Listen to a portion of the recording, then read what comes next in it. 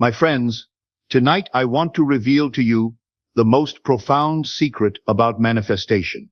A secret so powerful that once you truly grasp it, your entire reality will transform before your very eyes. Everyone talks about manifestation as if it's this magical process where you set an intention, think positively, visualize the outcome, and then the universe delivers what you asked for. But I must tell you the uncomfortable truth that most teachers will never share with you. Manifestation doesn't work simply because you want it to. It doesn't respond to your desire. It doesn't answer your affirmations. It responds to something far more powerful, far more consistent, and far more subconscious. It responds to your energetic state of being. This is the fundamental principle that most manifestation teachers either don't understand or don't emphasize enough. You can repeat affirmations all day long. You can write your goals in a journal. You can meditate, visualize, create vision boards. These tools are all useful, my dear friends. But if deep down, your emotional signature is still rooted in lack, fear, doubt, or unworthiness, then those are the frequencies you're broadcasting into what the mystics call the quantum field. And this field, as modern quantum physics now shows us, doesn't respond to your intentions. It responds to your signal. I want you to understand something profound. Your personality creates your personal reality. But what I really mean is that your habitual thoughts and emotions form an energetic blueprint that the field then reflects back to you as your life circumstances. So the real secret isn't about asking for what you want. It's about becoming the version of you who already has it. It's about aligning your mind, your heart, and your body into a coherent signal that the universe can recognize and mirror back. This is where most people become trapped, my friends. They set intentions, but remain emotionally addicted to their old patterns. They say they want abundance, but live in a state of scarcity. They claim they want love, but operate from fear of rejection. They strive for health, but hold on to stress and resentment. And so, despite all their conscious efforts, nothing changes. They keep seeing the same patterns, meeting the same challenges, attracting the same types of relationships and opportunities. Or worse, they manifest what they fear instead of what they desire. This is not bad luck. This is not failure. This is the fundamental principle at work. The quantum field responds to your subconscious programming far more than to your conscious desires. It's not about what you're thinking once in a while. It's about what you're being all the time. And here's where it becomes even more fascinating. Your subconscious patterns are not just mental, they are embodied. Your body has become so conditioned to your past emotional states that even when your mind says, I am abundant, your body screams, I am still broke. This internal conflict sends a mixed signal to the quantum field. And in quantum mechanics, coherence is everything. Without coherence, there is no constructive interference, no amplification of your signal, no collapsing of the desired potential into manifested reality. This is why so many people feel like manifestation doesn't work for them. They try, they push, they affirm, but they don't shift their energetic baseline. They don't realize that manifestation is not about getting what you want. It's about becoming a vibrational match to the reality you want to experience. When you truly understand this, when you get this at the deepest level, you experience the breakthrough that makes manifestation instantaneous. But here's what you must understand. This transformation can't happen through willpower alone. You can't fake it till you make it by forcing yourself to think different thoughts. The subconscious mind and the body must be reprogrammed at the emotional and energetic levels. This is why true transformational practices focus not just on visualization, but on evoking elevated emotional states, gratitude, love, abundance before the external circumstances change. Because when you feel abundant, even while your bank account is empty, you are sending a new coherent signal to the field. And the field, being a mirror, responds in kind. Now, let me address something crucial. Most people misunderstand the process entirely. They believe that by changing their thoughts alone, they can change their lives. It's the classic teaching. Change your thoughts, change your reality. And while there is truth in that statement, It's dangerously incomplete. Thought is powerful, but it is only one part of the equation. If thought were enough, then every person who ever made a vision board would be living their dream life by now. If repeating affirmations every morning guaranteed change, then everyone would be wealthy, healthy, and deeply fulfilled. But reality shows us something else entirely, that many who think positively still find themselves trapped in old cycles, repeating patterns of struggle, scarcity, and frustration. Why is that? Because the quantum field does not respond to what you are thinking occasionally. It responds to the signal you are emitting consistently. And your signal is not just made up of your thoughts. It is a synthesis of your beliefs, your emotions, your subconscious programs, and your energetic state. Research in epigenetics shows us that it is the subconscious mind that drives 95% of our behavior and perceptions. That means, while your conscious mind may be diligently affirming abundance, your subconscious is still running programs of lack, fear, unworthiness, or failure. The quantum field is impartial. It does not weigh your wishes against your fears. It simply mirrors back to you the dominant frequency you are emitting. And if your emotional signature, the feelings that you are most practiced at, remains rooted in scarcity, then no amount of positive thinking will override that signal. This is why the concept of coherence is so crucial in this work.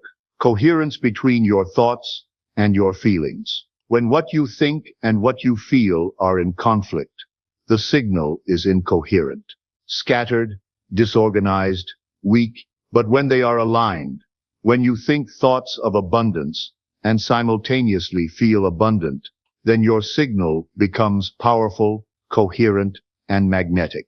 This is the cornerstone that most manifestation advice leaves out. It's not about thinking your way to success, but about feeling your way into alignment. Emotion is the language of the body, and your body is the instrument that transmits your energetic signal into the field. If your body is addicted to the stress hormones of survival, like cortisol and adrenaline, then it doesn't matter how many times you say, "I am abundant." Your body is still saying, "I am in danger." And it is that emotional baseline, not your affirmations, that the quantum field is responding to. This is why so many people feel stuck.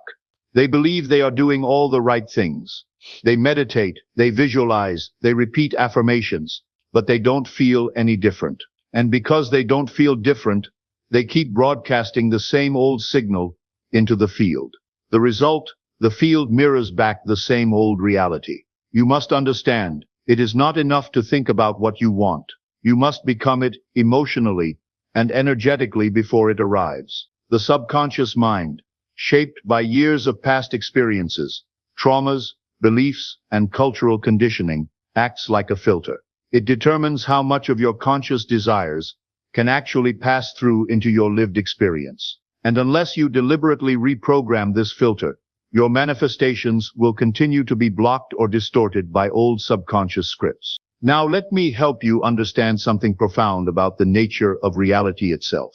The quantum field is a realm of infinite possibilities. Every potential outcome already exists as a wave of probability, waiting to be collapsed into form by your observation and vibrational match. But here's what most don't realize. You don't observe with your eyes alone. You observe with your entire being, your thoughts, your emotions, your beliefs, and your energetic state. The observer effect is not just a scientific principle, it is a spiritual technology. When you observe your desired reality with thoughts of longing and feelings of lack, you are not truly aligned with that reality. You are observing it as something separate from you, something you hope to one day achieve. But when you observe it as something that already exists within you, when you assume the emotional state of already having it, you collapse that potential into form. This is why thought alone doesn't work. Because unless it is infused with the corresponding emotional and energetic frequency, it remains a mere possibility rather than a manifested reality. The science of instant manifestation is not about wishful thinking or magical rituals. It's about aligning your entire being, your thoughts, your emotions, your subconscious patterns, and your energetic state with the reality you want to experience. At the most fundamental level, Everything in the universe is made up of energy vibrating at specific frequencies. This includes your thoughts, your emotions, your physical body, and every object and experience you can perceive. The quantum field is a vast sea of potential, a matrix of infinite possibilities where all potential realities exist simultaneously as probability waves. These waves remain in superposition, existing in multiple states at once, until they are collapsed into a single observable reality through an act of observation. But here's what many don't realize. You are always observing, always measuring, not just with your physical senses, but with your consciousness, your beliefs, your expectations, and your emotional state. Your very presence as a conscious being is a continual act of observation that influences how reality materializes around you. The quantum field doesn't respond to random thoughts or fleeting desires. It responds to the dominant frequencies you embody most consistently. This is where the concept of resonance becomes crucial. When a system vibrates at a particular frequency, it can cause another system to begin vibrating at that same frequency, a phenomenon known as entrainment. In the context of manifestation, when your internal state is vibrating in resonance with the reality you desire, the quantum field begins to entrain to your signal, organizing circumstances, opportunities, and synchronicities that bring that potential reality into form. This is why instant manifestation is possible. Not because you have manipulated the universe through force, but because you have become such a coherent, resonant signal that the field has no choice but to reflect that frequency back to you. It's like tuning a radio. When you align precisely with the frequency of the station you want to hear, the music becomes clear and immediate. But if you are even slightly off, all you get is static and distortion. When you are in coherence, your body moves out of the survival state and into a state of creation. In this state, your brain waves shift, your heart emits a more organized electromagnetic field, and your entire being becomes a precise, resonant transmitter, broadcasting your desired reality into the quantum field. The field, in turn, responds by collapsing the potential that matches your frequency. This is the essence of instant manifestation, not an act of willpower, but an act of resonance. You don't force the universe to comply with your desires. You align yourself so completely with your desired reality that the universe has no choice but to respond. Assume the feeling of the wish fulfilled. This simple, yet profound instruction is the key to instant manifestation. It's not about waiting for external evidence to feel successful, abundant, loved, or healthy. It's about generating those feelings now, independent of circumstances, thereby aligning your signal with the reality where those conditions already exist. Now that you understand the science, let me share with you how to actually activate this missing key within yourself. How do you shift from intellectual understanding to embodied practice, from conceptual knowledge to lived experience? The first and most essential step is to move from thinking to feeling. The thoughts we think are the electrical charge in the quantum field, but it is the emotions we feel that provide the magnetic component. Together they create an electromagnetic signature that broadcasts our state of being into the quantum field. But here's the critical point. Most people try to change their lives by only changing their thoughts, neglecting the emotional programming that continues to emit the old familiar signal of their past. To activate the missing key, you must begin by deliberately cultivating elevated emotional states, not in response to external conditions, but as a conscious choice independent of circumstances. This means feeling gratitude before the thing you desire arrives, feeling abundance before the money shows up, feeling love before the relationship manifests. This is the true secret. When you feel as if your manifestation is already present, you collapse the potential from a wave of probability into a particle of reality. Your heart, for example, has its own electromagnetic field, measurable several feet beyond your body. When you experience emotions like gratitude and love, your heart's field becomes more coherent, sending harmonious signals to the brain and shifting your body into a state of regulation and balance. This state of heart-brain coherence is not just pleasant. It is essential for creating a powerful, unified signal that the quantum field can recognize and respond to. True transformational practices are structured precisely for this purpose, to help people break free from the habitual patterns of their past and to entrain their bodies to the emotions of their future. When you practice elevated emotional states consistently, your body learns to trust that new state as your new normal. This is how you overcome the biological addiction to survival emotions like fear, anger, and unworthiness. But emotional mastery alone is not enough. The second step is embodiment. This means that your new state of being must be integrated not just in meditation, but in your daily life. How do you carry yourself? How do you speak, act, and make decisions? Are your behaviors aligned with the reality you are intending to manifest? If you want to manifest success, but your habits reflect procrastination and self-sabotage, then you are not embodying the signal of success. Embodiment requires that you show up every day as if you already are the person you are becoming. You make decisions from that place. You set boundaries from that place. You relate to others from that place. This is where the missing key becomes active, not just in isolated moments of meditation, but as a continuous state of being. The third crucial element is presence. Most people live their lives caught in the familiar past or the predictable future, rarely inhabiting the present moment. But manifestation occurs in the now, because the now is the only place where the quantum field is accessible. The field is not something out there in some distant future. It is here, vibrating around you and through you at all times, waiting for you to tune your signal and engage with it consciously. Presence means letting go of the known, your habitual thoughts, feelings, and behaviors, and stepping into the unknown, where all possibilities exist. This can feel terrifying because the known, even if uncomfortable, is familiar and predictable. The unknown requires trust. Trust in yourself. Trust in the process. Trust in the intelligence of the field. The field is a mirror.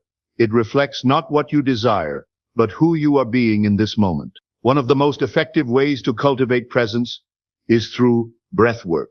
Conscious breathing brings your awareness out of the mental noise and into the body, grounding you in the here and now. It shifts your physiology out of the stress response and into a state of openness, allowing you to access the deeper layers of your subconscious and to broadcast a more coherent signal. Another essential tool is visualization, but not in the superficial sense of imagining images in your mind's eye. True visualization involves embodying the emotional and physiological state associated with the vision. It's about rehearsing in your body the experience of already living that reality, until your nervous system no longer distinguishes between what is imagined and what is real. Neuroplasticity ensures that the brain rewires accordingly, creating new neural pathways that support your new identity. In practical terms, it means that you wake up each day and deliberately choose to think, feel, and act in alignment with your desired reality. It means that when old triggers arise, you recognize them for what they are, vestiges of your past programming, and you choose to respond differently. It means that you stop waiting for your external reality to change before you feel good, and instead, you make feeling good your new baseline, knowing that your internal state is the cause, not the effect. When you live this way consistently, something remarkable happens. The gap between intention and manifestation shrinks. Synchronicities increase. Opportunities arise seemingly out of nowhere. People, resources, and experiences align with precision and speed. Now that you've learned how to activate the missing key behind manifestation, you stand at a threshold. The moment where theory must become practice, where knowledge must evolve into embodiment. This is the point where you shift from living as a passive observer of your circumstances to becoming a conscious creator of your reality. And this shift changes everything. It is no longer about reacting to life, about waiting for external conditions to improve, so that you can finally feel happy, abundant, or loved. It is about realizing that your internal state is the creative force that shapes the very fabric of your existence. The field doesn't respond to what you want. It responds to who you are being consistently, day after day, moment after moment. To live as a conscious creator means to take radical responsibility for your energy. It means acknowledging that your thoughts are not harmless musings, but powerful frequencies that ripple through the quantum field, influencing the probabilities that collapse into your lived experience. It means recognizing that your habitual emotions are not just responses to your environment, but creative forces that magnetize experiences to you. This level of responsibility can feel overwhelming at first, because it dismantles the comforting illusion that life happens to you. But within this responsibility lies your greatest freedom. Because if you are the one creating your reality through your energetic signature, then you have the power to change it at any time. You are not a victim of circumstance. You are the architect of your destiny. Living as a conscious creator requires vigilance and compassion. Vigilance to become aware of the moments when you slip back into old patterns, when fear, doubt, or unworthiness attempt to pull you back into familiar states of being. And compassion to understand that these patterns are not flaws, but survival mechanisms you developed to navigate the world in the past. They served a purpose, but they no longer define you. We are never more powerful than when we are conscious of our power. This is the essence of conscious creation, to know beyond doubt that your reality is a direct reflection of your energetic state, and that by mastering that state, you can shape your life in profound and miraculous ways. But remember, becoming a conscious creator is not a destination. It is a practice. It is a way of being that you cultivate through your choices, your attention, and your presence. Some days will feel effortless. Others will feel challenging. But every moment offers you an opportunity to realign, to choose coherence, to embody the version of you who is already living the life you desire. The field is always listening. It does not judge. It does not discriminate. It simply reflects. So the question you must ask yourself is not whether this works. It is always working. The question is, are you ready to align with it consistently, courageously, and consciously? Your journey doesn't end here. It is just beginning. The next version of you, the one who lives effortlessly in alignment with your highest desires, is already waiting within you. All that remains is for you to step into that version, to broadcast that signal into the field, and to allow the universe to mirror it back to you in ways more beautiful and abundant than you can possibly imagine. So take a breath, feel the gratitude for what is already unfolding. The field responds not to your words, not to your wishes, but to your state of being. And the moment you change that state, you don't need to ask for your manifestation anymore. It becomes inevitable.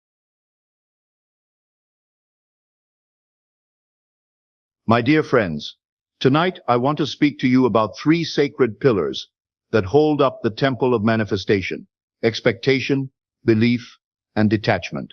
These are not mere concepts to be understood intellectually, but living forces that, when properly wielded, transform the very fabric of your reality.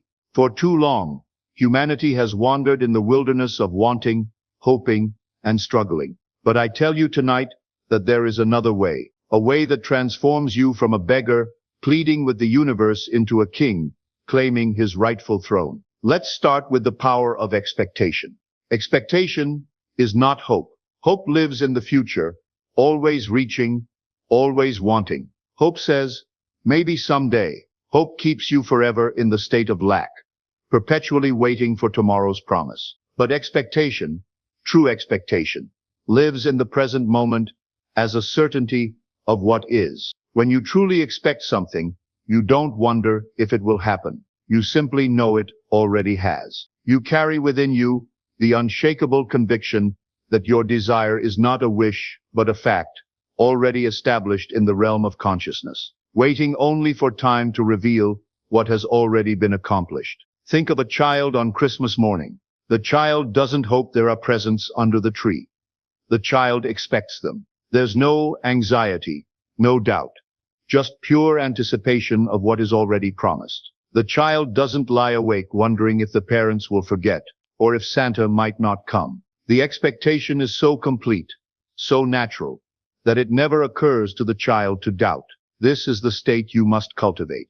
Your expectation must be so natural, so assumed, that it becomes like breathing. You don't effort to breathe. It simply happens. Your heart doesn't strain to beat. It beats because that is its nature. Your desired reality must become so natural to your consciousness that you live from it, not toward it. I have seen people struggle because they confuse expectation with desperation. Desperation says, I need this to be happy. It carries within it the frantic energy of lack, the desperate clinging of someone drowning. True expectation says, this is already mine. I'm simply allowing it to unfold in the physical world.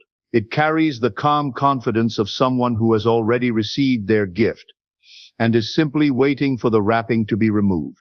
The difference is profound. Desperation pushes your desire away through its very neediness. Expectation draws it near through its natural magnetism. When you expect from a place of already having, you become irresistible to your desire. Let me share with you the secret of cultivating true expectation. It begins with a shift in your relationship to time. Most people live as if the present moment is preparation for some future fulfillment. They say, when I get this, then I'll be happy. When this happens, then I'll feel complete. But the awakened soul knows that the present moment is the fulfillment. Your imagination, functioning now, is more real than anything your senses report. When you imagine your desire fulfilled, you are not pretending. You are entering the realm where all things already exist in their perfected state. I want you to understand something that will revolutionize your entire approach to manifestation. Your imagination is not separate from reality. It is reality in its most pristine form. What you imagine with feeling and acceptance becomes the blueprint from which your physical world reorganizes itself. So when you imagine your desire fulfilled, you're not engaging in fantasy. You're entering the factory where your future is being manufactured. The expectation that follows such imagining is not hope, but recognition. You recognize what you have already experienced in consciousness. Now let us turn to belief, that mighty foundation upon which all creation rests. Belief is not something you think about, it's something you are. Your beliefs are not opinions. They are the very assumptions that create your world. Every single thing in your experience right now exists because at some level you believed it into being. Look around you right now. Everything you see was once unmanifest, existing only in someone's imagination. The chair you sit on, the device you're listening on, the very room that surrounds you. All of it began as an invisible idea that someone believed could become physical reality. But here's what most people miss. You don't need to believe in the method. You don't need to believe in the law of assumption itself. You don't need to understand quantum physics or metaphysics or any other system of thought. You only need to believe in the reality of your fulfilled desire. When you were a child learning to walk, you didn't study the mechanics of balance and muscular coordination. You didn't analyze the complex interplay of gravity and momentum. You simply believed you could walk, and your body followed that belief. Your desire to manifest works the same way. The tragedy I witness is people trying to manufacture belief through repetition and force. They repeat affirmations like incantations, hoping that saying something enough times will make it true. They strain and effort, trying to convince themselves of something their heart doesn't accept. True belief is gentle. It settles into your consciousness like morning dew, quietly, naturally, inevitably. You don't create belief. You simply stop disbelieving. You don't add something new to your mind. You remove the barriers to what your heart already knows. Belief is born in the marriage of imagination and feeling. When you imagine your desire fulfilled and feel the emotions that such fulfillment would naturally produce, belief is the child of this union. It's not something you must work to achieve. It's something that naturally arises when imagination and feeling combine. Think of the last time you watched a movie that moved you to tears. In that moment, were you trying to believe in the story? Of course not. The combination of visual imagery and emotional involvement created such a natural state of belief that you forgot you were watching actors on a screen. Your body responded as if the events were real because, to your consciousness, they were. This is exactly how you must approach your desired reality. Don't try to believe in it. Experience it so vividly in imagination, with such genuine feeling, that belief becomes inevitable. I have observed that people often sabotage their own belief through what they call being realistic. They say, I don't want to get my hopes up, as if hope were dangerous, as if belief were foolish. But I ask you, what is realistic? Is it realistic to accept limitation when you are made in the image of limitless creativity? Is it realistic to settle for less when you are capable of so much more? The truly realistic person recognizes that consciousness is the only reality, and that within consciousness, all things are possible to those who believe. Now we come to perhaps the most misunderstood principle, detachment. People hear this word and think they must become cold, indifferent, or stop caring about their desires. They believe detachment means suppressing their wants or pretending they don't matter. This is not detachment. This is denial. And denial is just another form of resistance. True detachment means you care deeply about your desire while being completely free from the outcome. You love your desire so much that you're willing to let it come to you in ways you never imagined, at times you never expected, through paths you never considered. This is the supreme paradox of manifestation. The more you can love something without needing to control it, the more powerfully it flows toward you. The more you can want something without being desperate for it, the more magnetic you become to its fulfillment. Detachment is the supreme confidence that what is yours by divine right cannot be kept from you. It's like planting a seed and then allowing the earth to do its work.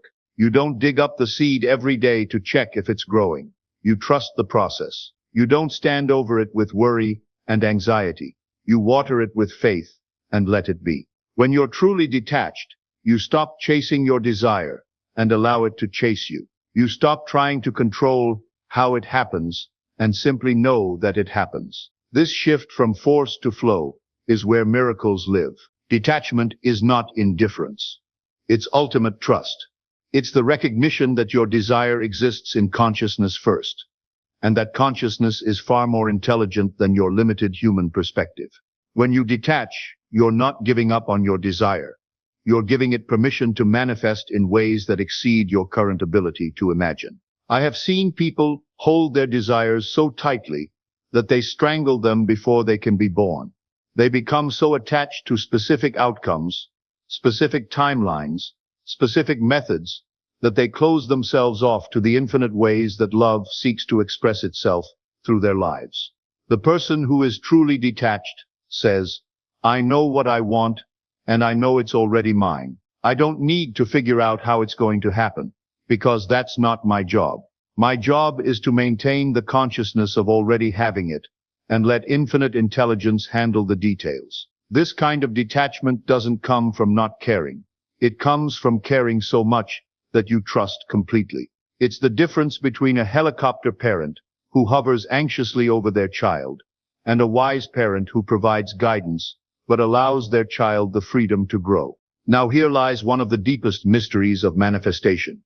You must be in complete control of your inner world while being in complete surrender to the outer world. You must be the absolute dictator of your consciousness while being the humble servant of life's unfolding. Your thoughts, your mental images, your emotional states, these are your domain. Here you reign supreme. You choose what to focus on, what to imagine, what to feel. This is your sacred responsibility and your divine power. But the how, the when, the through whom of your manifestation, this is not your concern. This belongs to the infinite intelligence that knows how to grow a flower from a seed, how to heal a cut on your finger, how to keep your heart beating without any conscious effort from you. When you try to control both the inner and the outer, you create tension and resistance. When you surrender both the inner and the outer, you create powerlessness and victimhood. But when you control the inner and surrender the outer, you create magic. These three forces, expectation, belief, and detachment, must work together like dancers in perfect harmony. They are not separate techniques to be practiced independently, but aspects of one unified state of consciousness. Expectation without belief is fantasy. You may expect something, but if you don't truly believe it's possible, you're just playing pretend. Belief without detachment is desperation. You may believe something is possible, But if you're desperately attached to how and when it happens, you create resistance that blocks its flow. Detachment without expectation is resignation.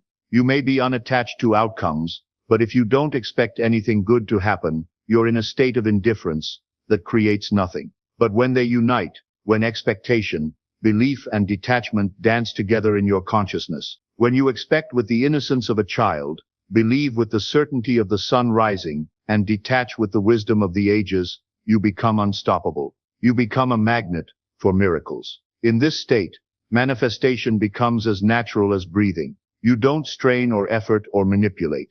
You simply hold your desire lightly in consciousness, feel its reality with every fiber of your being, and trust completely in its perfect unfolding. I want you to understand something profound. Your desire chose you. It didn't appear in your consciousness by accident. Of all the billions of people on this earth, your particular desire knocked on the door of your particular heart. Why?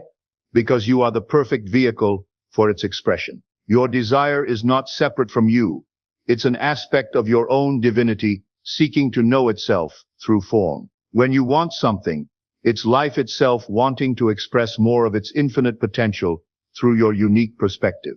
This is why resistance to your desires is resistance to life itself. This is why denying your wants is denying your purpose. Your desires are the way that the infinite intelligence of the universe seeks to expand itself through your individual expression. So stop apologizing for wanting what you want. Stop feeling guilty for desiring more. Stop believing that wanting good things for yourself is somehow selfish or wrong. Your desires are holy. They are the way that love seeks to know itself more fully through your experience. The practical application of these principles begins with a simple recognition. The present moment is the only place where your power exists. Not in the past, which is gone, not in the future, which is yet to come, but right now, in this eternal present, where consciousness meets experience. In this moment, you can choose to expect the fulfillment of your desire. In this moment, you can choose to believe in its reality. In this moment, you can choose to release your attachment to how it unfolds. And in making these choices, you transform not only your future, but your present reality. For the person who truly understands these principles, life becomes a continuous miracle. Everywhere they look, they see evidence of consciousness creating reality. Every desire that manifests strengthens their faith. Every coincidence reveals the hand of infinite intelligence working on their behalf. Tonight, as you go to sleep, I want you to feel the satisfaction of your fulfilled desire. Not as something you're working toward, but as something you're grateful to already possess.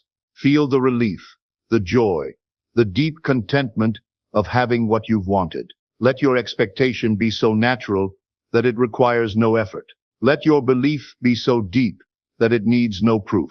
Let your detachment be so complete that you're at peace, whether it comes tomorrow or next year, because you know beyond any shadow of doubt that it is already yours. This is not positive thinking.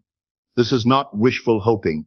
This is not self-deception or fantasy. This is the deliberate creation of your reality through the conscious direction of your imagination, guided by love and sustained by faith. You are not trying to get something you don't have. You are simply allowing something you already possess in consciousness to make itself known in your physical experience. You are not begging the universe for favors. You are claiming your birthright as a creative being made in the image of the Creator. Remember, you are not the beggar asking for scraps from an indifferent universe. You are not the victim of circumstances beyond your control. You are not limited by your past, your current conditions, or other people's opinions of what's possible for you. You are the operant power of your world, the author of your story, the creator of your experience. Everything you need is already within you. Every desire you've ever had is already fulfilled in the realm of consciousness, waiting only for your recognition and acceptance. The person who truly grasps these principles never again feels powerless. They may face challenges, they may encounter delays, they may need to navigate obstacles, but they never again doubt their ability to create the life they desire. They understand that consciousness is the only reality, that imagination creates reality, and that love is the force that transforms the invisible into the visible. So go forth with this knowledge. Expect the best, believe in the impossible, and release your attachment to how it all unfolds. Trust in the intelligence that beats your heart and grows your hair and heals your wounds to orchestrate the perfect unfolding of your desires. Your new life begins the moment you truly know this truth. And that moment, my dear friends, is now. What if I told you that the very moment you change your relationship with money, money changes its relationship with you? What if everything you've been taught about wealth has been backwards? Stay with me, because in the next few minutes, I'm going to share something that completely transformed not just my bank account, but my entire understanding of abundance. And it might just transform yours too. Now, you might not immediately think of money as spiritual, but imagine this. What if money is simply energy in motion? What if it's the universe expressing its infinite abundance through a form you can understand and use? I want you to think about electricity for a moment. You can't see electricity itself, but you can see its effects. Lights turning on, devices powering up, energy flowing through circuits. Money works the same way. It's invisible energy made visible, consciousness expressing itself in physical form. When you truly understand this, everything changes. When you spend money, you're not losing something. You're directing energy. You're choosing where to send the flow of universal abundance. Each purchase becomes a conscious vote for the kind of world you want to create. And this is where most people get it completely wrong. They see money as scarce, as something finite that must be hoarded and protected. But energy, by its very nature, must flow. When you dam up a river, it eventually finds another way to flow. When you hoard money out of fear, you're actually blocking the very flow that would bring you more. Here's something that changed my entire perspective. I started treating money like breath. You don't hold your breath out of fear that there won't be more air available. You breathe in, you breathe out, trusting completely that the next breath will be there. Money works the same way. It's meant to flow in and flow out in a natural rhythm of receiving and giving. Now I want you to picture yourself standing by a river, not just any river, but an endless river of abundance that has been flowing since the beginning of time. This river doesn't judge your past financial mistakes or worry about your future fears. It doesn't care about your credit score or your current bank balance. It simply flows, carrying unlimited wealth, unlimited opportunities, unlimited possibilities. But here's the million-dollar question. Why isn't everyone wealthy if this flow is so abundant? The answer lies not in the river itself, but in how you connect with this flow. Think of it this way. The river is always there, always flowing, but your connection to it depends entirely on your inner state. When you're open, confident, and assume abundance is your natural birthright, you align with the flow. When you're closed off by fear, doubt, or beliefs in limitation, you create resistance that blocks the flow. It's not punishment. It's simply how consciousness works. The universe doesn't withhold abundance from you. You withhold yourself from abundance through your beliefs and mental patterns. I learned this lesson the hard way. For years, I stood by this river of abundance, but couldn't drink from it because I was convinced I wasn't worthy, that I had to earn it through struggle and sacrifice. The moment I realized that worthiness isn't something you earn, but something you are, everything began to shift. Let me share something deeply personal with you. I used to have what I call a poverty consciousness. Money felt heavy, complicated, always just out of reach. I would lie awake at night, calculating bills, worried about the future, carrying this constant undercurrent of financial anxiety. Sound familiar? But then something remarkable happened. I began to see money not as my master or my enemy, but as energy that responds to my inner state. Just like a tuning fork vibrates at a specific frequency and causes other tuning forks to resonate at the same frequency, your thoughts and feelings about money create a vibrational signature that either attracts or repels financial opportunities. And the transformation starts with one simple but profound shift. Stop seeing money as something outside of yourself that you need to chase, compete for, or struggle to obtain. Start seeing it as energy that naturally flows toward states of gratitude, confidence, joy, and abundance. Here's a practice that changed everything for me. Every morning before I even get out of bed, I spend 5 minutes feeling grateful for money itself. Not just the money I have, but money as a concept, as energy, as a tool for good in the world. I thank money for all the ways it serves humanity, funding hospitals, supporting artists, feeding families, enabling innovations that make life better. This isn't just positive thinking, it's energetic alignment. When you appreciate money's true purpose and value, you become someone that money wants to work with. Right now, pause and ask yourself, what do I really believe about money? Do I see it as limited? Do I believe I have to work harder than everyone else to have it? Do I think wealthy people are somehow fundamentally different from me? Do I feel guilty about wanting more money? These beliefs aren't just thoughts floating around in your head. They're instructions you're giving to your subconscious mind about what to create in your experience. Your subconscious mind is like the most sophisticated computer ever created, and it's programmed by your beliefs. But here's how you change the game. You start by becoming aware of these limiting programs, then consciously choose to install new ones. Instead of money is hard to come by, try money flows to me easily and naturally. Instead of I'm not good with money, try I'm becoming wiser and more skillful with money every day. Feel the difference in your body when you say each version. Your body is a sophisticated guidance system that will tell you which beliefs serve your highest good. Now let's go deeper. Many of our money beliefs aren't even our own. They're inherited from our families, our culture, our past experiences. I want you to imagine that every limiting belief about money you've ever had was like a dam in that river of abundance I mentioned earlier. Each inherited belief, money doesn't grow on trees, rich people are greedy, you have to work hard for money, I don't deserve wealth, creates a block in the flow. Now imagine what happens when you consciously choose to remove those dams. The river flows freely again. But here's the crucial part. You have to actively choose to remove them. No one else can do this inner work for you. Start by questioning each belief. Is this serving me? Is this creating the financial life I want? Where did this belief come from? If it's not serving you, it's time to let it go and replace it with something that does. Here's where visualization comes into play. Visualization isn't about pretending or wishful thinking. It's about using your imagination to align your inner state with your desired outer reality.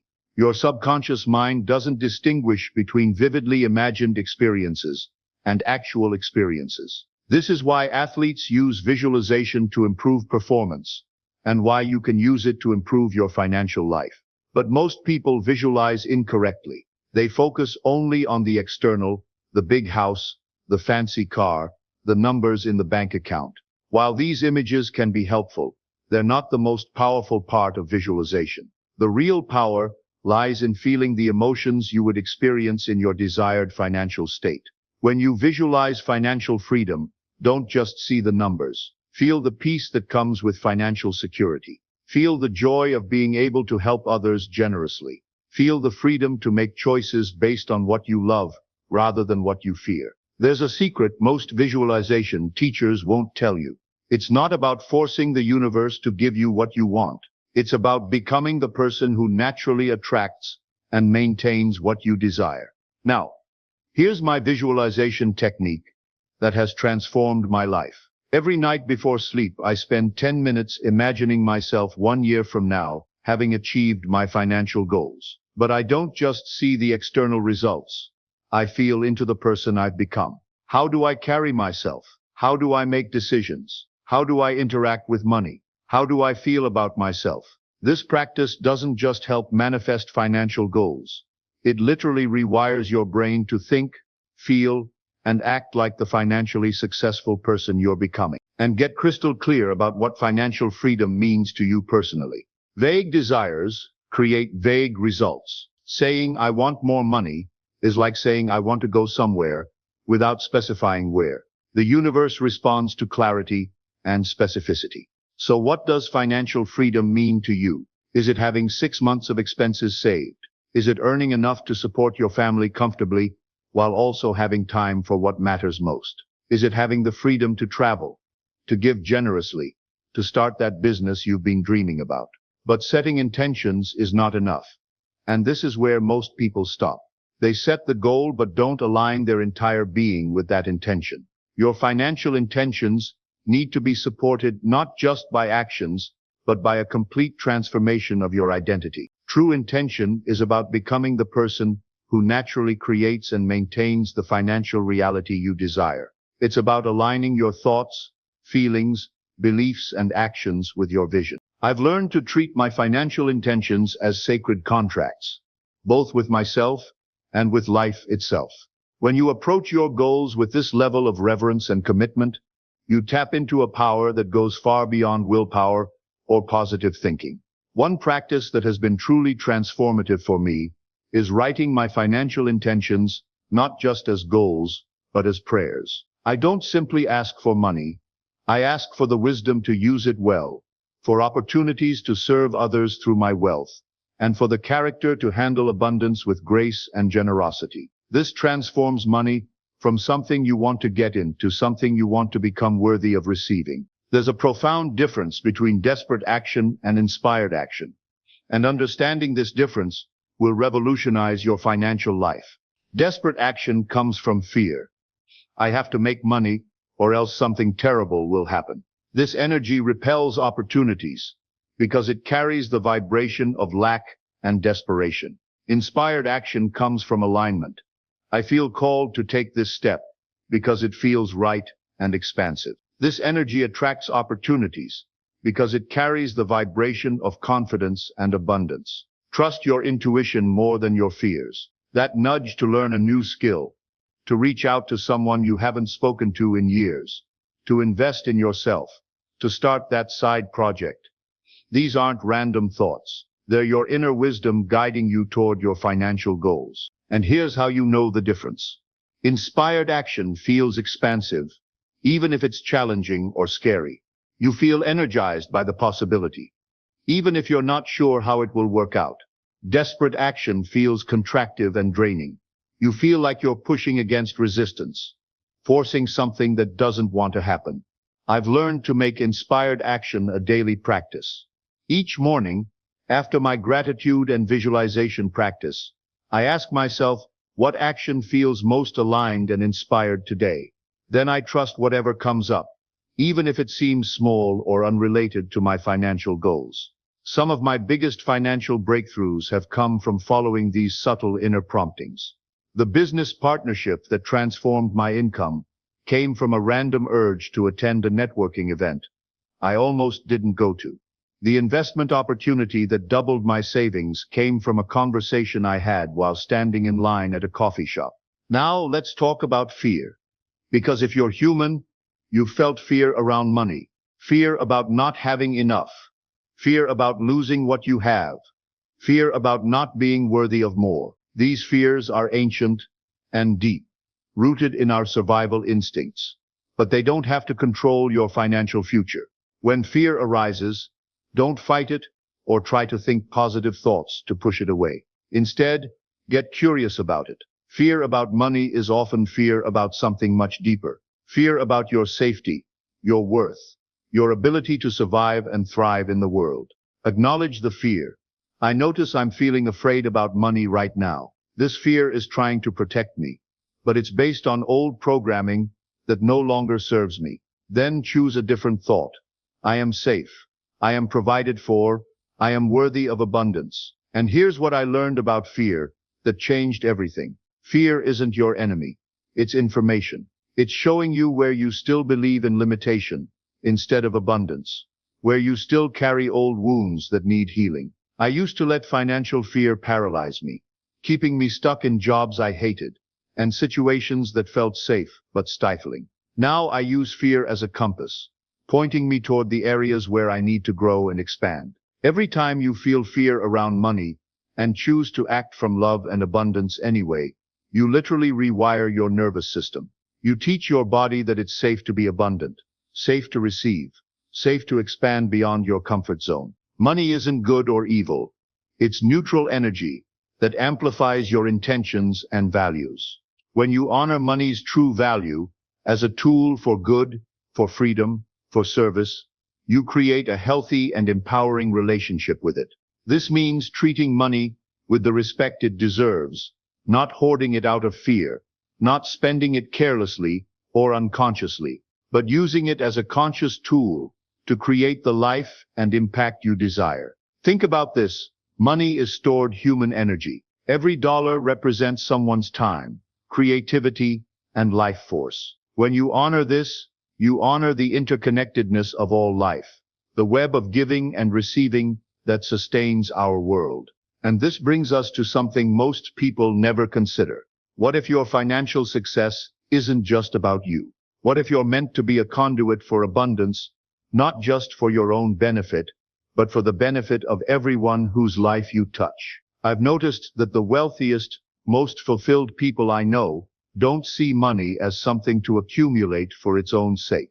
They see themselves as stewards of abundance, using their wealth to create positive impact in the world. This shift in perspective, from personal accumulation to sacred stewardship, has been one of the most powerful transformations in my financial journey.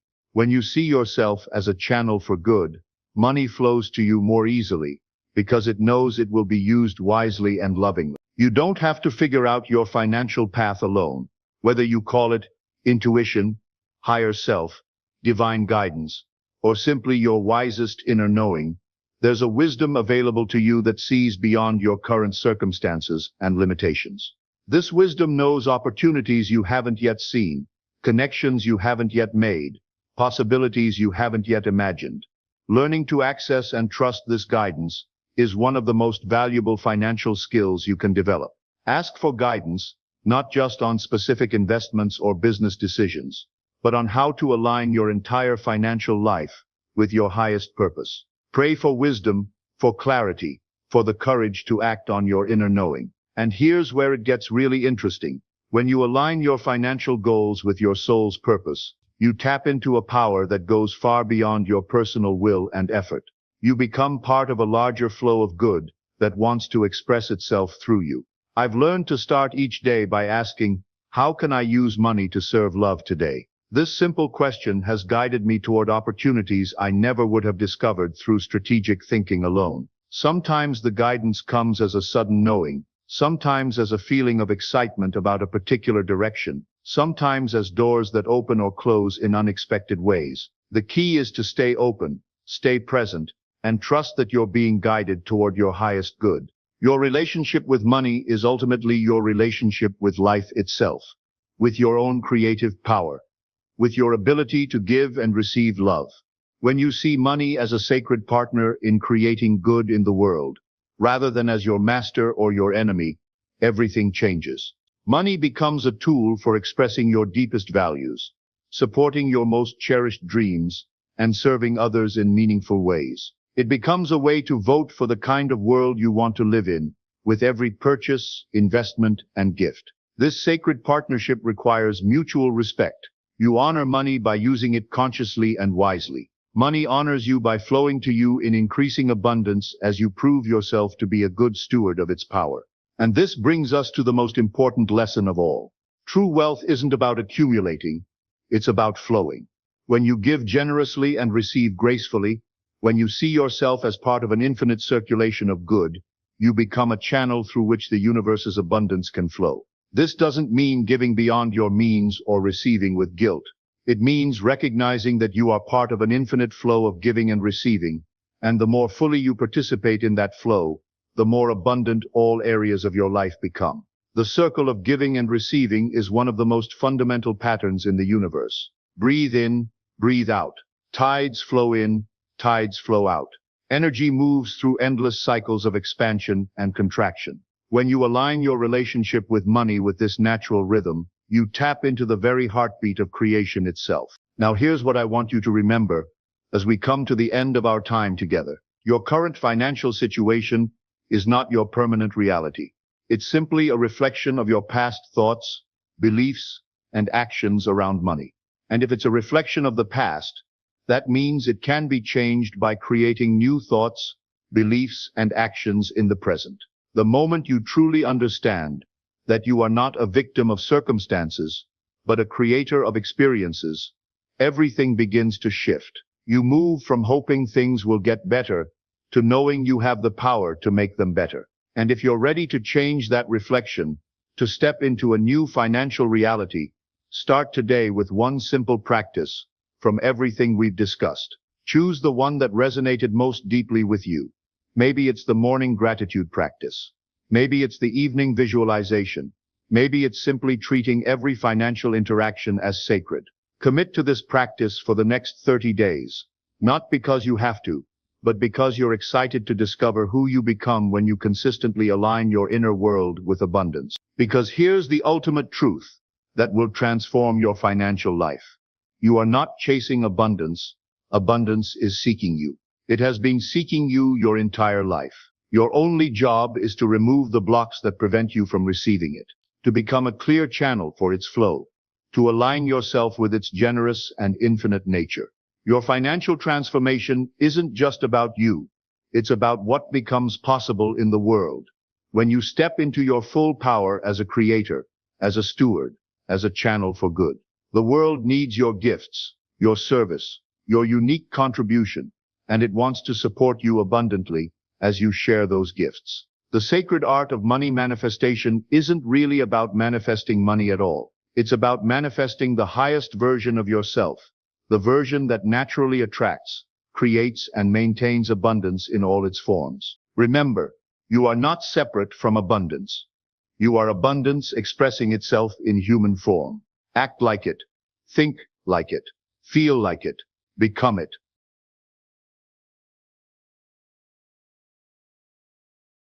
My dear friends, tonight, I want you to consider something that will shake the very foundation of everything you believe about your world.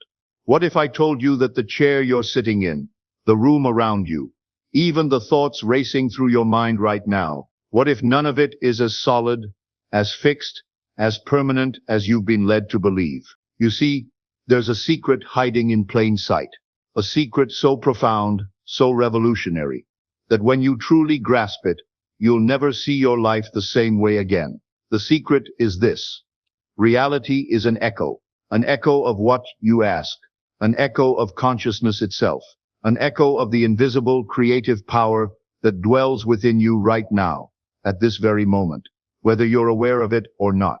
But before we dive into this mystery, let me ask you something that might disturb you. Have you ever wondered why your life keeps repeating the same patterns? Why, no matter how hard you try to change your circumstances, you find yourself in familiar situations, dealing with familiar problems, surrounded by familiar limitations. You change jobs, but somehow the same workplace drama follows you. You move to a new city, but the same type of people appear in your life. You promise yourself you'll be different this time, but there you are again, making the same choices, getting the same results. Why does this happen? Is it fate? Is it bad luck? Are you cursed? No, my friend. It's because you haven't understood the fundamental truth about creation itself. You haven't grasped that you are not a victim of your world. You are the author of it. Now I know what you're thinking. Neville, that's impossible. I didn't choose to be born where I was born. I didn't choose my family, my circumstances, the challenges I face. And you're right. Your conscious mind didn't choose these things. But there's another mind at work here, a deeper mind, and it's been busy creating your world from the inside out, whether you know it or not. Let me take you back to a fundamental principle that most people never truly comprehend. As within, so without. This isn't just pretty poetry or wishful thinking. This is the mechanics of creation itself. You see, consciousness is not produced by your brain. Consciousness is what's producing everything you call reality, including your brain. Modern quantum physics is beginning to catch up with what the ancient mystics always knew. The observer affects the observed. The act of conscious observation literally determines what manifests in the physical world. Scientists have discovered something extraordinary in their laboratories. When they observe a subatomic particle, It behaves like a particle, solid, predictable, measurable. But when no one is looking, that same particle exists as a wave of infinite possibilities, spread across space and time, neither here nor there, but everywhere and nowhere simultaneously. The moment conscious observation enters the picture, the wave collapses into a single reality. One possibility becomes actual, while infinite others fade into the quantum foam. Now here's where it gets fascinating. You are doing this same thing with your entire life. Every moment of every day. Your consciousness is collapsing waves of infinite possibility into the specific reality you experience. But here's the crucial part that most people miss. It's not your conscious thinking mind that's doing this.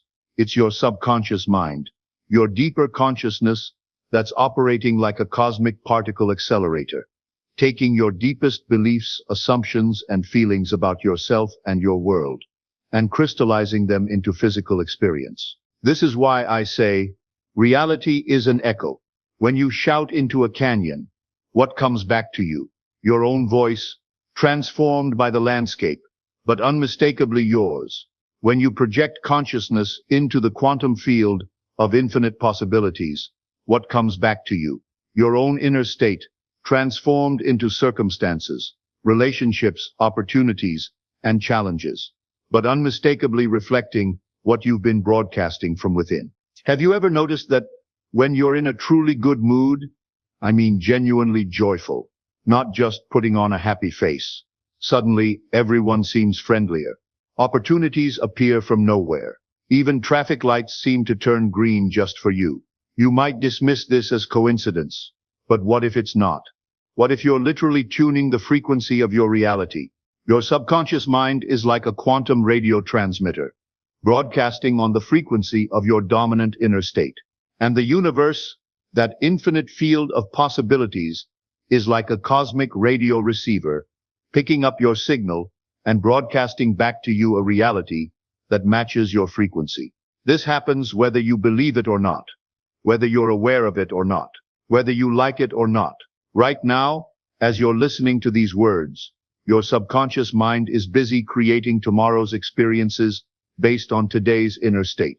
It's taking inventory of your beliefs about yourself, your assumptions about what's possible for you, your feelings about your worth, your expectations about how others will treat you, and it's weaving all of this into the fabric of tomorrow's reality. This means something profound. You are not a victim of your circumstances. You are the unconscious creator of them. Every person in your life is there because some aspect of your consciousness has called them forth. Every situation you find yourself in exists because you have, on some level, impressed it upon your subconscious mind as inevitable. Now, before you reject this idea as too extreme, too impossible to accept, let me ask you this. Would you rather be a victim or a creator? Would you rather be at the mercy of forces beyond your control, or would you rather discover that you have been the force all along? I understand the resistance you might be feeling right now. Part of you is saying, but Neville, I would never consciously create suffering for myself. I would never choose poverty, illness, loneliness, or failure. You're absolutely right. Your conscious mind would never choose these things. But your subconscious mind doesn't distinguish between what you want and what you expect. It doesn't differentiate between what you hope for and what you fear. It simply creates experiences that match the dominant impressions you've given it. Think of your subconscious mind as the most faithful servant you could ever have. It never questions your instructions. It never argues with your assumptions. If you consistently think, I never have enough money, your subconscious mind says, yes, master, and creates experiences of not having enough money. If you repeatedly feel, nobody understands me, your subconscious mind says, as you wish, and manifests relationships where you feel misunderstood. It's not punishing you. It's not being cruel. It's being perfectly obedient to your inner conversations, your emotional patterns, your deepest assumptions about yourself and your world. Modern physics tells us that at the quantum level, everything exists in a state of superposition, all possibilities existing simultaneously until consciousness observes and selects one. Your subconscious mind is constantly performing this selection process, choosing which possibilities become your reality based on the templates you've given it through your thoughts, feelings, and beliefs. When quantum physicists speak of collapsing the wave function, they're describing the moment when infinite possibilities become singular reality. You are collapsing wave functions with every heartbeat, with every breath, with every unconscious assumption about what your life must be like. Let me share something with you that might seem impossible, but I assure you, it happened exactly as I'm about to tell you. Years ago, I found myself in desperate circumstances, financially ruined, reputation destroyed, seemingly no way forward. I had been teaching these principles for years, but now I was being tested by life itself. One evening, in my small apartment, broke and feeling defeated, I made a decision that changed everything. Instead of continuing to look at my circumstances and feel defeated by them, I decided to look from my circumstances to something different. I decided to live as if my desired reality was already true. I closed my eyes and began to imagine myself, not as I was broke and defeated, but as I would be when my fortunes changed. I felt the satisfaction, the relief, the joy of success. I had conversations in my imagination with friends who were congratulating me. I felt the texture of finer clothes, the comfort of a better home, the security of abundant resources. But here's the crucial part. I didn't do this as wishful thinking or fantasy. I did it as an act of creation. I impressed these images and feelings so deeply into my subconscious mind that they became more real to me than my current circumstances. Within weeks, opportunities began appearing that seemed to come from nowhere. People I hadn't heard from in years contacted me with propositions. Doors that had been closed suddenly opened. Money began flowing from unexpected sources. Was this magic? Was this coincidence? Or was this the natural result of consciousness creating reality from the inside out? Modern neuroscience has discovered something fascinating about the brain. It cannot distinguish between a vividly imagined experience and a real one. When you imagine something with emotional intensity and sensory detail, your brain creates the same neural pathways as if the experience actually happened. But it goes deeper than that. When you repeatedly imagine and feel a desired state, you're literally rewiring your subconscious mind. You're installing new templates, new assumptions, new expectations, and your subconscious mind, being the faithful servant it is, begins to manifest experiences that match these new templates. Quantum physics has revealed something even more extraordinary. The phenomenon of quantum entanglement, where particles separated by vast distances instantly affect each other.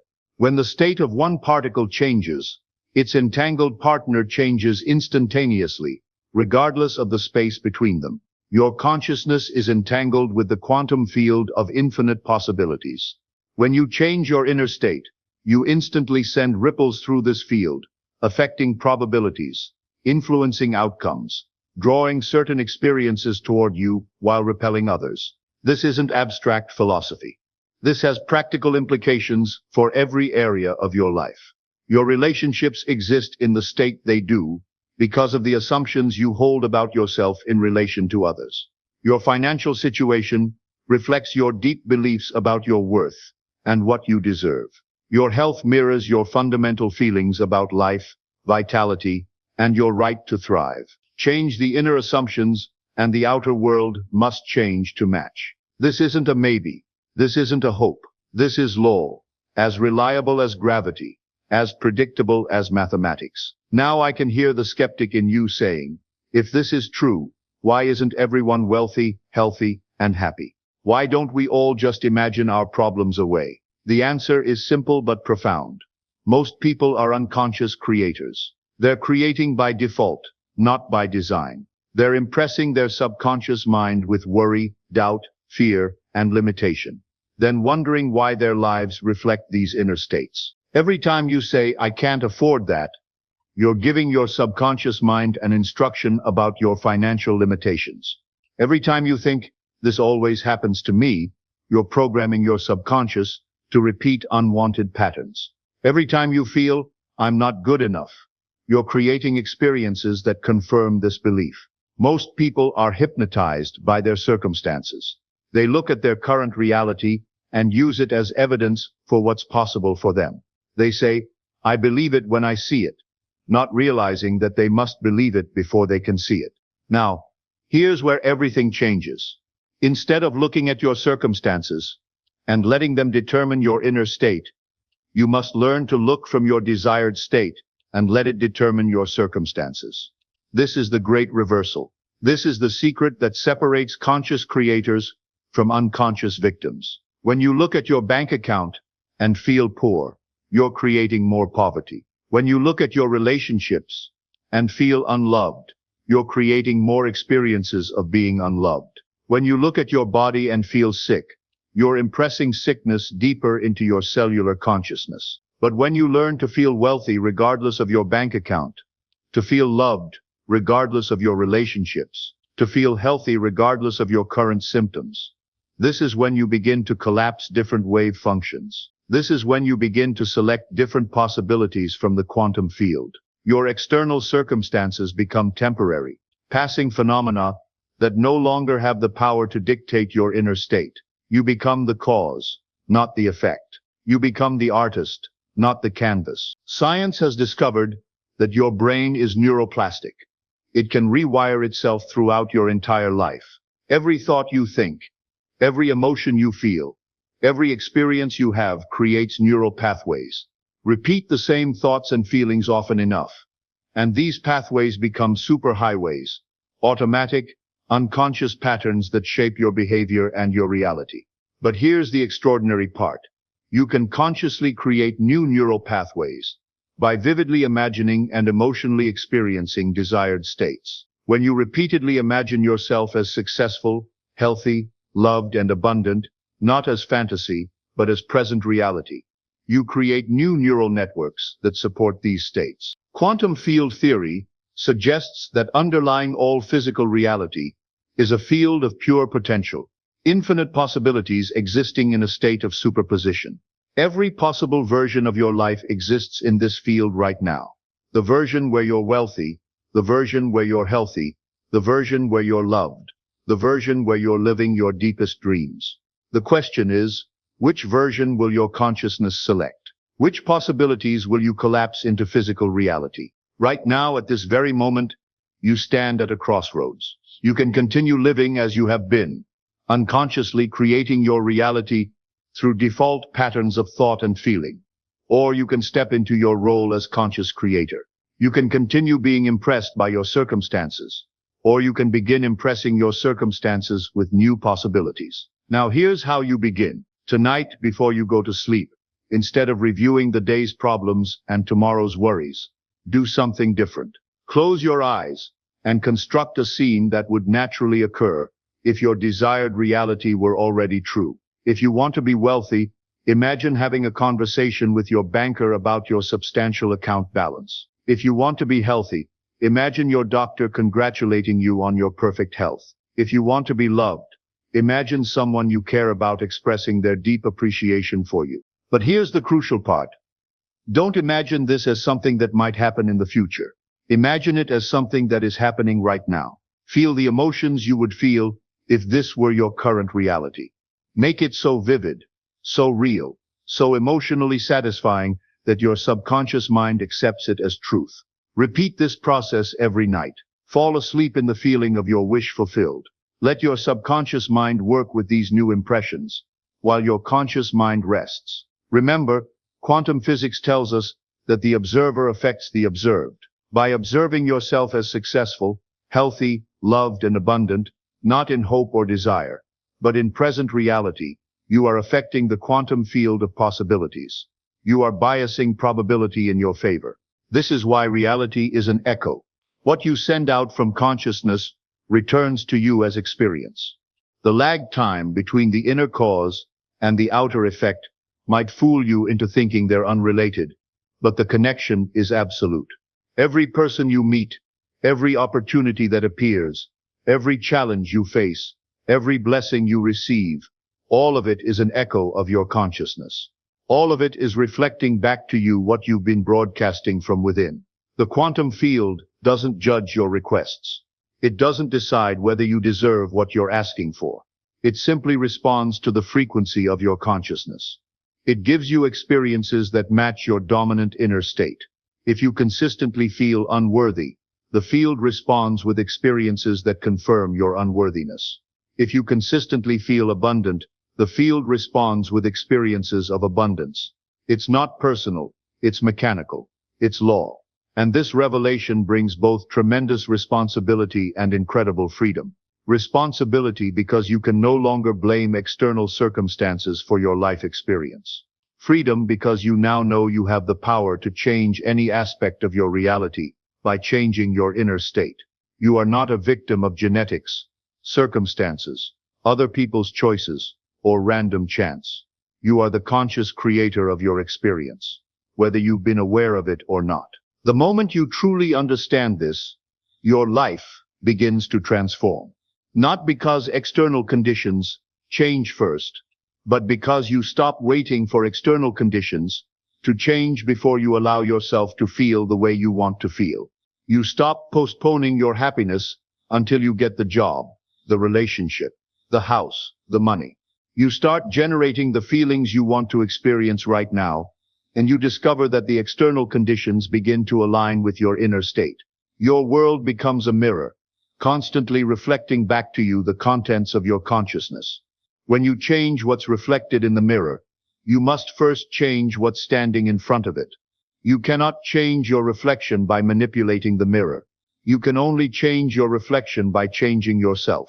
And here are the practical steps to begin your conscious creation journey. First, become aware of your current inner conversations. Notice what you consistently think and say about yourself, your life, and your possibilities. These unconscious scripts are the templates your subconscious mind is using to create your experiences. Second, identify the feelings you consistently experience. Do you predominantly feel worried, frustrated, disappointed, or limited? Or do you feel confident, grateful, excited, and expectant? Your emotional state is the frequency you're broadcasting to the quantum field. Third, decide what you want to experience instead. Not what you hope might happen someday, but what you choose to accept as true for yourself right now. Fourth, begin living from that desired state internally. Think from it, feel from it, speak from it, act from it. Make it so real in your inner world that your external world has no choice but to conform to it. This isn't a one-time exercise. This is a complete reorientation of how you relate to reality. It requires persistence, dedication, and faith in the unseen. Most people try this for a few days or weeks, and when they don't see immediate external changes, they return to their old patterns of thought and feeling. They give up just before the breakthrough would have occurred. Remember, there's often a delay between the inner cause and the outer effect.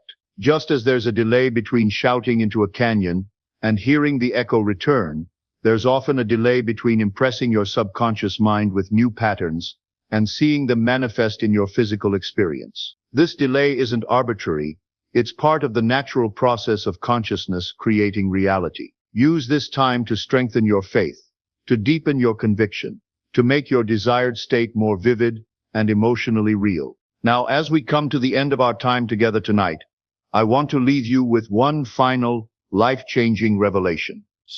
You are not separate from the creative power of the universe. You are not a small, insignificant being hoping for crumbs from a distant god. You are consciousness itself, temporarily focused through this particular point of awareness you call yourself. The same creative power that spins galaxies into existence, that orchestrates the dance of atoms and molecules, that grows flowers from seeds, and heals cuts without your conscious interference. This same power is operating through your consciousness right now. Tonight, when you lay your head on your pillow, remember, you are not going to sleep as a victim of circumstances. You are going to sleep as a conscious creator with the power to impress new realities upon your subconscious mind. Tonight, instead of falling asleep in worry about tomorrow's challenges, fall asleep in the feeling of tomorrow's victories. Instead of drifting off in the consciousness of limitation, drift off in the consciousness of unlimited possibilities. Reality is an echo, and you are about to change the sound you're making. You are about to broadcast a new frequency. And when that echo returns to you, as it must, as it always does, you will recognize it as the sound of your own conscious creation. The quantum field is listening. Your subconscious mind is ready to receive new instructions. The infinite possibilities are waiting for your selection. What echo will you create tonight? What reality will you call forth from the field of infinite potential? The choice, as always, has been yours all along. Good evening, my dear friends. Tonight I want to speak to you about the most faithful servant you will ever know, yet one that most of you have never consciously encountered. This servant works for you 24 hours a day, 7 days a week, without rest, without complaint, without question. It carries out your every instruction with perfect precision, though you may be completely unaware that you are giving these instructions. I am speaking of your subconscious mind. That vast, powerful realm of consciousness that operates beneath the threshold of your awareness, yet determines every experience you have in this world. Tonight I want to reveal to you how this invisible force has been shaping your entire life, and more importantly, how you can consciously direct it to create any reality you desire. Most people live their entire lives, never realizing that they possess within themselves a power so great that it can transform any circumstance, heal any condition, and manifest any dream. They go through life as victims of circumstance, never understanding that they are actually the creators of every experience they encounter. The revelation that changed my understanding forever came through a simple observation. Some people seem to effortlessly attract success, love, and abundance, while others struggle endlessly for the same things. What was the difference? It was not intelligence, not education, not even effort. The difference lay in what these successful people had impressed upon their subconscious minds. You see, your subconscious mind is like fertile soil. It will grow whatever seeds you plant in it, whether they are seeds of success or seeds of failure, seeds of health or seeds of sickness, seeds of love or seeds of loneliness. The subconscious mind does not judge the nature of the seed. It simply grows whatever is planted with absolute faithfulness. From the moment you were born, seeds have been planted in your subconscious mind. Every word spoken around you, every emotion you witnessed, every belief expressed in your presence was absorbed by this faithful servant and accepted as truth about the nature of reality. When your parents worried about money, your subconscious recorded money is scarce and causes anxiety. When someone said life is hard, your subconscious filed away, existence is struggle. When you were told to be realistic about your dreams, your subconscious learned desires are dangerous and disappointment is likely. These early impressions became the foundation of your subconscious programming, and this programming has been faithfully creating experiences that match these early beliefs throughout your entire life. But here is the beautiful truth that I want to share with you tonight. Your subconscious mind cannot tell the difference between an imagined experience and a real one. To your subconscious, imagination is reality. And this, my friends, is the key to your freedom. When the Bible speaks of being transformed by the renewal of your mind, it is referring to this exact process, the conscious reprogramming of your subconscious mind through the power of imagination. Let me tell you about a woman who came to me in despair. She had been struggling with poverty for years, working multiple jobs yet never seeming to get ahead. Neville, she said, I affirm abundance every day, but nothing changes. What am I doing wrong? I observed that while she was consciously affirming abundance, her subconscious was running programs of lack and limitation that had been installed in childhood. Her father had repeatedly said, we can't afford it, and her mother had constantly worried about bills. These statements had been accepted by her young subconscious mind as absolute truth about the nature of money and security. No amount of conscious affirmation could overcome these deeply rooted subconscious beliefs, because the subconscious is infinitely more powerful than the conscious mind. It is like trying to bail out a boat while someone is drilling holes in the bottom faster than you can bail. I taught this woman to speak directly to her subconscious mind through the language it understands. Vivid, emotionally charged imagination. Instead of merely affirming, I am abundant, I showed her how to create detailed imaginal scenes of abundance that felt completely real to her senses. Every night before sleep, when the conscious mind grows quiet and the subconscious becomes most receptive, she would imagine herself in scenes that implied her financial freedom. She would feel the satisfaction of easily paying all her bills. She would imagine the joy of purchasing beautiful things without concern for cost. She would experience the peace of having more money than she could spend. She made these imaginal scenes so vivid, so emotionally real, that her subconscious accepted them as actual experiences. And because the subconscious cannot distinguish between a vividly imagined experience and a real one, it began to create conditions in her outer world that matched these inner experiences. Within 3 months, she received an unexpected inheritance from a distant relative she had never met.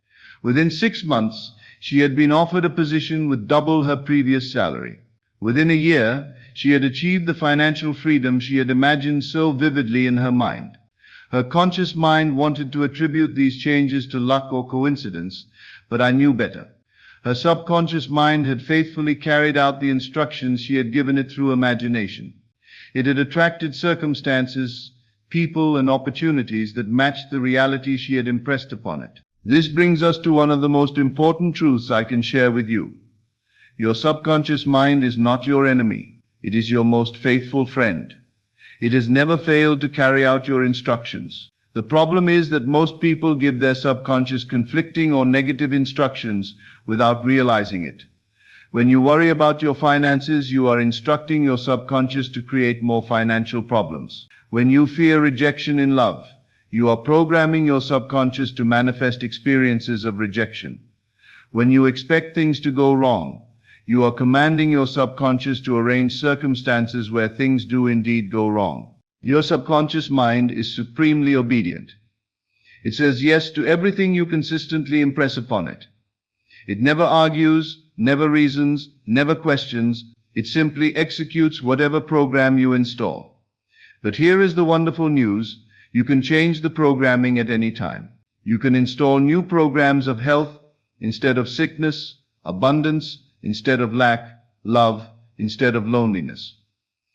The method is always the same: controlled, vivid imagination accompanied by the feeling of the wish fulfilled. Let me share with you the story of a man who was told by doctors that his condition was incurable. For months, he had been programming his subconscious with images of sickness and limitation by constantly thinking about his symptoms and imagining worst-case scenarios. When he came to understand these principles, he decided to give his subconscious mind different instructions. Every evening he would enter a state of deep relaxation and imagine himself in perfect health. He would feel the strength flowing through his body, experience the joy of unlimited energy, and see himself engaging in all the activities that perfect health would allow. He made these imaginal experiences so real that his subconscious mind accepted them as actual experiences of perfect health. And because the subconscious mind controls every function of the body, it began to align his physical condition with the healthy images he was consistently impressing upon it. His doctors called his recovery miraculous, but there was no miracle involved. His subconscious mind had simply carried out the new instructions he had given it through imagination. It had reorganized his physical body to match the healthy reality he had been consistently imaging. The key to successful subconscious programming lies in understanding how the subconscious mind operates. It responds most readily to images rather than words, to emotions rather than logic, to repetition rather than single experiences. Your subconscious mind is most receptive during the drowsy state just before sleep, when your conscious critical faculty is relaxed. This is why I always recommend doing your imaginal work in the evening before sleep. In this state, the barriers between conscious and subconscious are thinnest, and your imaginal impressions can penetrate directly into the subconscious mind. But you must be consistent. Just as you would not expect a single seed to transform an entire garden overnight, you cannot expect a single imaginal session to completely reprogram years of conditioning. You must patiently and persistently impress the new patterns upon your subconscious mind until they become its dominant programming. The feeling is the secret, my friends. Your subconscious mind responds not to the images themselves, but to the feeling accompanying the images. When you imagine your desire fulfilled, you must feel the joy, relief, gratitude, or satisfaction that would naturally accompany its fulfillment. This feeling is what convinces your subconscious mind that the imagined experience is real. Many people fail in this work because they imagine mechanically, without feeling. They create vivid mental pictures, but remain emotionally cold. The subconscious mind is not impressed by cold, lifeless images. It responds to the warmth of genuine feeling. Let me tell you about a young man who desired to be a successful actor, but had been rejected at countless auditions. His subconscious had been programmed with beliefs about rejection and failure through years of disappointing experiences. I taught him to ignore his current circumstances completely, and instead live in the reality of his fulfilled desire. Every night, he would imagine himself receiving applause after a brilliant performance. He would feel the satisfaction of bringing a character to life, the joy of audience appreciation, the pride of professional success. He made these imaginal experiences so emotionally real that his subconscious mind accepted them as actual experiences of success. Within months, he was called back for roles he had never thought possible. Within a year, he had achieved the success he had been imagining so faithfully. The secret was that he had given his subconscious mind a new set of instructions. Instead of programming it with images of rejection and failure, he programmed it with images of success and achievement. His faithful subconscious mind carried out these new instructions with the same precision it had carried out the old ones. This principle applies to every area of life. Your relationships reflect what you have impressed upon your subconscious mind about love and connection. Your health reflects what you have programmed regarding your body and vitality. Your financial situation reflects your subconscious beliefs about money and abundance. But remember, your subconscious mind works through natural means. It does not violate natural law. It fulfills natural law at a level most people never understand. When you impress upon your subconscious mind the reality of your desire fulfilled, it begins to attract the people, circumstances, and opportunities that will make that reality manifest in your outer world. Some call this coincidence. Some call it luck. Some call it miracle. I call it the natural operation of the subconscious mind, which is connected to the infinite intelligence that governs all things. Your subconscious mind knows how to bring about whatever you consistently impress upon it. It knows which people to bring into your life, which opportunities to present, which doors to open. Trust it completely, but give it clear, consistent instructions through the language it understands. Imagination filled with feeling. Now you might ask, but Neville, how do I know if I'm successfully programming my subconscious mind? The answer is simple. Observe your outer world. Your external circumstances are a perfect reflection of your subconscious programming. If you don't like what you're experiencing, you know you need to change the program. This work requires patience and persistence. Your current circumstances were not created overnight, and they will not change overnight. But if you persist in impressing the new patterns upon your subconscious mind, change is inevitable. The subconscious mind cannot help but express whatever is consistently impressed upon it. Let me leave you with this truth. You are not the victim of your circumstances. You are the creator of your circumstances through the programming of your subconscious mind. Every experience in your life is being created by this faithful servant working from the programs you have given it. But tonight, you can begin giving it new programs. You can begin impressing upon it images of health instead of sickness, abundance instead of lack, love instead of loneliness, success instead of failure. Your subconscious mind is waiting for your instructions. It will carry out whatever you consistently impress upon it with absolute faithfulness. What will you choose to program? What reality will you instruct this faithful servant to create for you? The choice is yours, and the power is within you. Use it wisely. As always, thank you for joining me on this journey into the depths of consciousness. Remember, you are not here by accident. You are here because your soul is ready for this truth. Take these teachings and let them transform not just your mind, but your entire reality. Until we meet again in consciousness, keep assuming your greatness and living from the end of your desires. This is Best of Lectures. I will see you in the next video. The very reason most people remain trapped in their current circumstances, unable to manifest their dreams, lies in their misunderstanding of one fundamental principle. You see, the world you experience at this very moment is nothing more than the outward projection of your inner assumptions.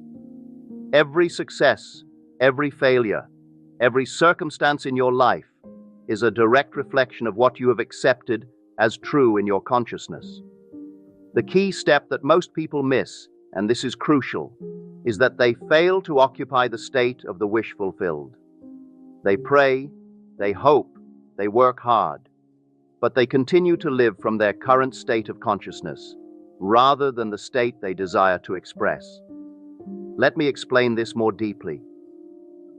When you want something, be it wealth, love, success, or any other desire, you must first understand that it already exists in what I call the fourth dimensional world. This is the world of infinite possibilities, the world of imagination, where all things already exist in their perfect form. The secret lies not in working towards your desire, but in accepting that you already possess it. This is where most people stumble. They continue to see their desire as something to be achieved in the future, thereby perpetuating the state of wanting rather than having. Think for a moment. When you say, "I want to be successful," you are actually confirming and reinforcing your current state of lack. You are declaring to your subconscious mind that success is something outside of you, something you don't currently possess. This very assumption keeps you locked in the state of wanting. Instead, you must dare to assume the feeling of your wish fulfilled. If you desire success, you must go about your day feeling successful, thinking from success, acting from success, not as a future state to be achieved, but as a present fact. This is not mere positive thinking or affirmation. This is a complete transformation of your consciousness. You must feel the naturalness of being what you want to be. If you desire wealth, you must feel wealthy now.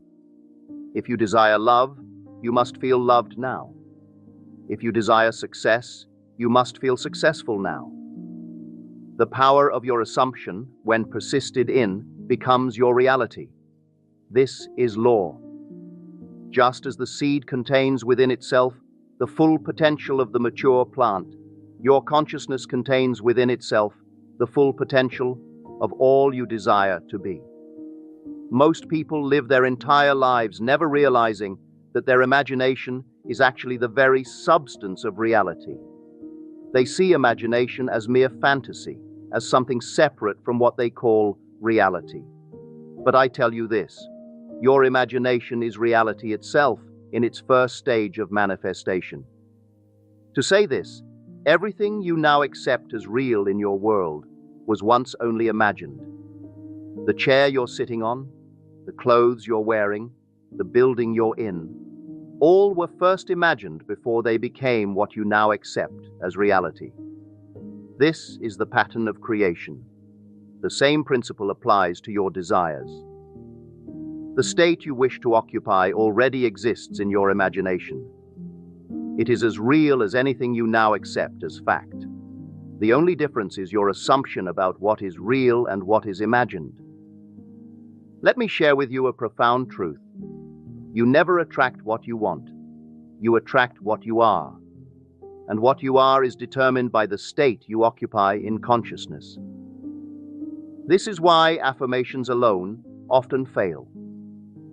You cannot affirm externally what you deny internally. The key step that people miss is the complete surrender to the state desired. They try to make things happen instead of allowing things to happen through the natural law of assumption. They stand outside their desire, looking at it instead of living from within it. When you truly grasp this principle, you will understand that there is nothing to change but your assumptions about yourself and your world. The outer world must conform to your inner assumptions. This is law. Many of you sit here tonight thinking, Yes, but how do I change my assumptions? The answer is simpler than you might imagine. It requires a complete reversal of your traditional thinking. Instead of working hard to achieve something, you must assume that you already have it. The art of assumption is the most vital skill you must master. When you assume a state, you must persist in that state until it becomes your dominant feeling. This is where people falter. They test the law instead of proving it through persistent assumption. Think about this carefully. Every night when you sleep, you enter different states in your dreams. In those dreams, you experience sights, sounds, and sensations that feel completely real. Where do these experiences come from? They come from consciousness itself. They come from consciousness deliberately creating these experiences. The difference between your dream state and your waking state is only in the intensity of your assumption. What you now consider reality is simply a more intense and persistent dream that you've collectively agreed upon. Now, here's where most people miss the crucial step. They fail to understand that they can wake up from their current dream, their current state, by assuming a new state with the same intensity that they assume their present state. You see, at this very moment, you are assuming certain things about yourself. You're assuming your name, your job, your relationships, your financial status. These assumptions feel so natural to you that you don't even question them. This is the key. Whatever you assume with complete conviction must externalize itself in your world. But here's the vital truth that most miss. You can assume something new with the same naturalness. This is not pretense. This is not make-believe. This is the creative use of the same power that sustains your present assumptions. When you go to sleep tonight, you naturally assume you're in your bed. You don't question it. You don't doubt it. The same unquestioning acceptance must be applied to your desired state. Listen carefully now, for this is where the secret of manifestation lies. When you assume your desire fulfilled, you must do it with the same naturalness with which you assume your bed is real when you lie down to sleep. This naturalness is the key that most seekers miss. Your imagination, when properly directed, is not mere daydreaming. It is the very substance of reality. Every time you imagine something, you are literally creating a mold into which the substance of your world will flow. But, and this is crucial, you must remain faithful to your imaginal act. Most people perform an imaginal act and then return to their old state of consciousness. They imagine themselves wealthy for a moment, then open their eyes and react to their current financial situation. This vacillation between states prevents the manifestation of their desire. You must understand this. The moment you assume a new state, your entire world must rearrange itself to accommodate your new assumption. This is law, but you must give it time to externalize. The seed must have time to grow. Let me share with you a principle that few understand. Time is not a distance to be traveled. It is a sequence of states to be experienced. When you assume your desire fulfilled, you have actually entered the state where your desire exists. The time it takes to externalize is merely the time required for you to feel natural in that state. Most people fail because they don't grasp this truth. The feeling of naturalness is the key. If being wealthy feels unnatural to you, if being loved feels unnatural, if success feels unnatural, then you are not truly occupying that state. You are merely visiting it in your imagination. You must persist in your new state until it feels just as natural as your present state now feels. This is where faith comes in. Not faith in some external power, but faith in the law that consciousness is the only reality. When you truly grasp this, you will understand that there is nothing to change but your conception of self. Change that, and you change your entire world. Now let me share with you something profound about the nature of your consciousness.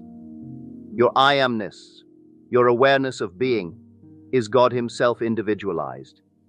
When you say I am, you are proclaiming the name of God, for that is the true name of God. I am that I am. A fatal mistake that most people make is that they do not understand this power of I am. They use it unconsciously, carelessly, not realizing that whatever follows I am is what they are decreeing into existence. When you say I am poor, I am sick, I am unlucky, you are literally commanding these states into being. This is the key step that people miss. They do not watch their assumptions. Every time you react to an event, every time you speak about yourself, you are setting into motion the law that shapes your world. Your I am is your consciousness, and your consciousness is the only reality. Consider this. Right now you are saying, I am to everything you accept as true about yourself. These assumptions have become so natural that you don't even recognize them as assumptions. They feel like facts. But I tell you, they are only facts because you have given them the power of your assumption. The secret of manifestation lies in transferring your awareness from one state to another. You must cease to be the person you believe yourself to be and assume the consciousness of the person you wish to be. This is not pretense. This is the creative use of the only power that exists.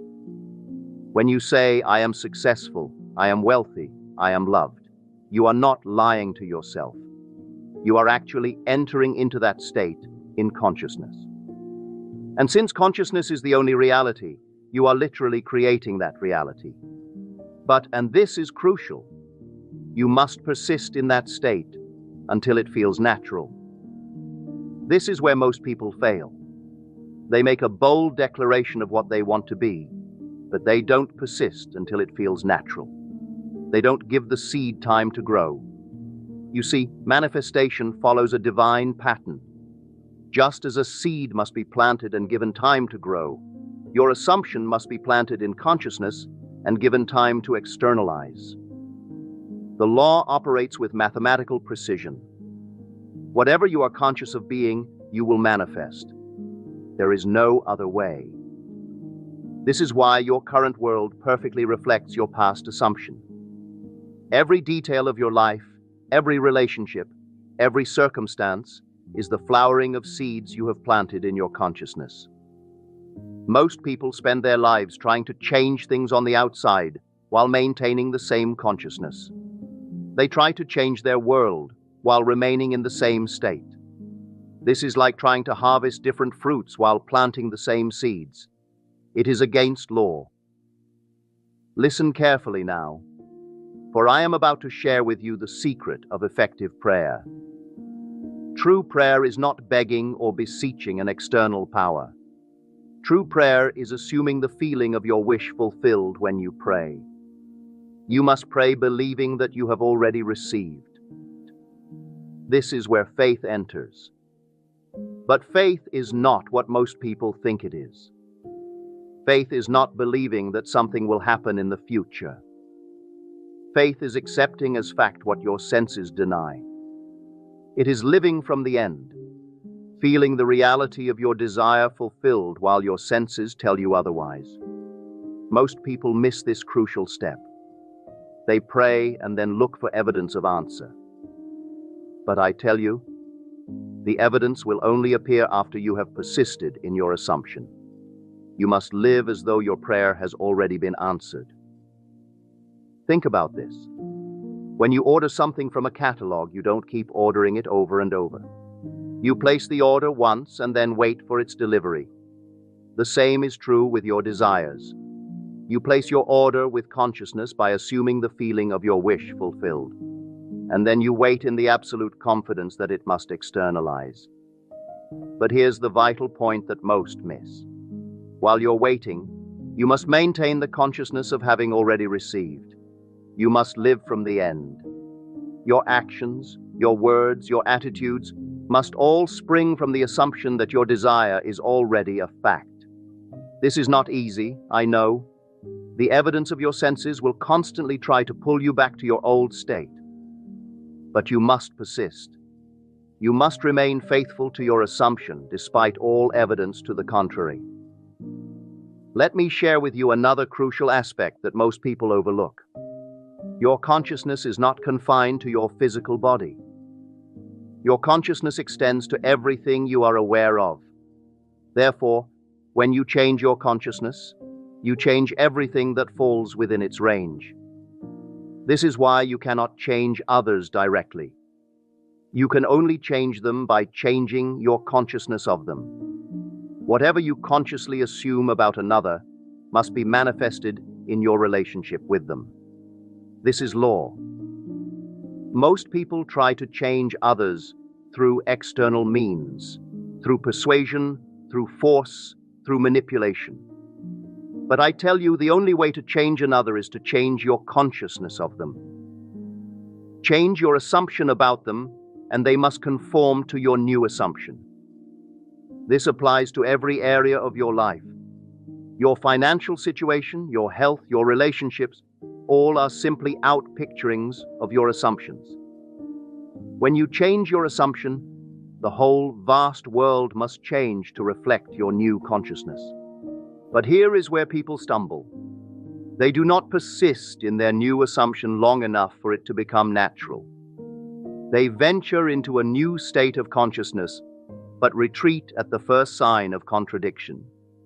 They are like farmers who dig up the seed to see if it's growing. You must understand this.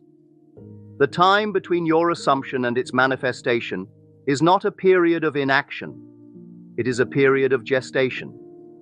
Just as a pregnant woman carries her child while going about her normal activities, you must carry your assumption while continuing with your daily life. During this period, you may face what seem to be contradictions to your assumption.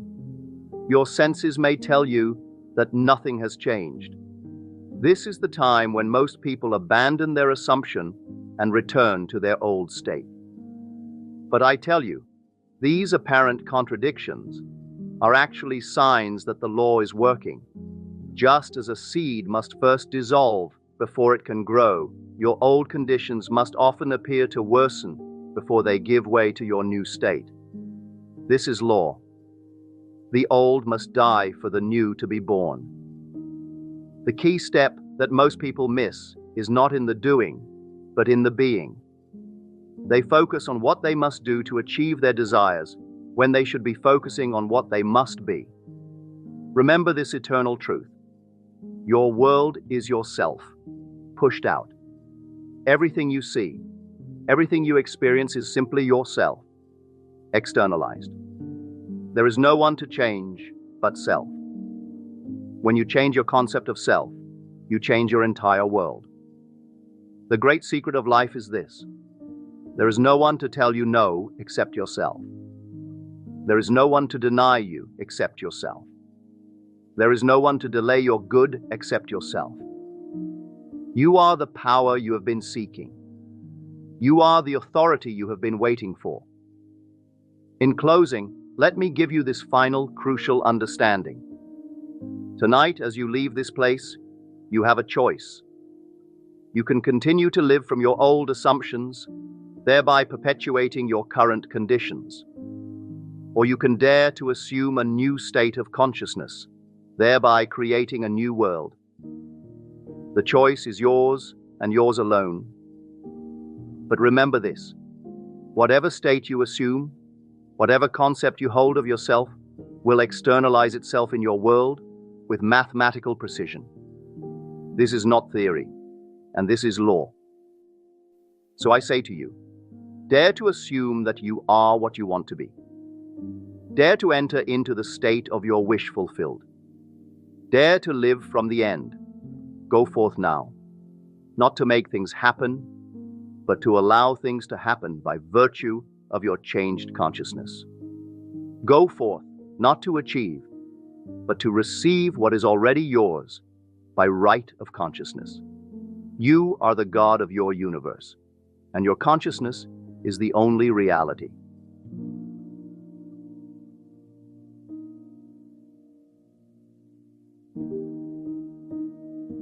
When you desire something intensely, you often emit a vibration of lack rather than abundance. This is because wanting inherently acknowledges that you do not currently have the object of your desire.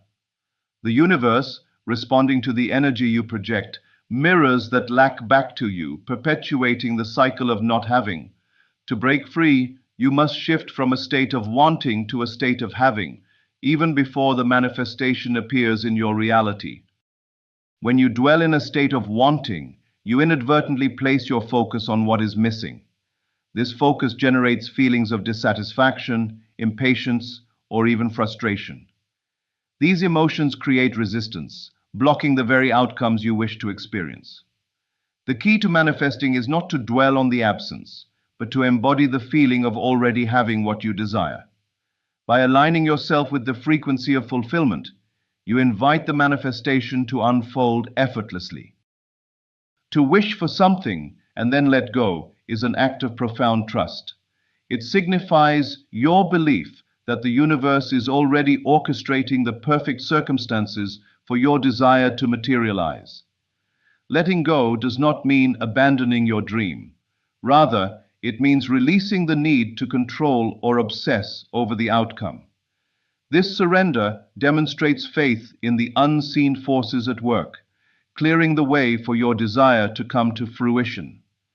The art of letting go requires a deliberate shift in focus. Instead of fixating on how or when your desire will manifest, direct your attention to cultivating a state of gratitude and joy in the present moment. Gratitude amplifies your vibration, creating a fertile ground for your manifestations to take root. By appreciating what you already have, you align yourself with the energy of abundance, which attracts more of the same into your life. To move away from wanting, you must understand the power of imagination. Imagination is the gateway to manifestation, allowing you to experience your desires in the present moment. When you visualize your desire as already achieved, you step into the state of the wish fulfilled. This state is free from lack, as it is rooted in the conviction that your desire is already yours.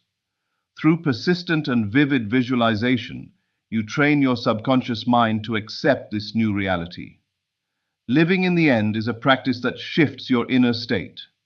It requires you to think, feel, and act as though your desire has already been realized. By doing so, you bridge the gap between your current reality and the reality you wish to create. This mental shift dissolves the energy of wanting, replacing it with the calm assurance of having. As a result, the physical manifestation becomes inevitable. Belief is the cornerstone of manifestation. To manifest successfully, you must believe in the certainty of your desire's fulfillment. Doubt and disbelief create barriers, while unwavering faith propels your manifestations forward. Strengthen your belief by reminding yourself of past successes and the limitless potential of the universe.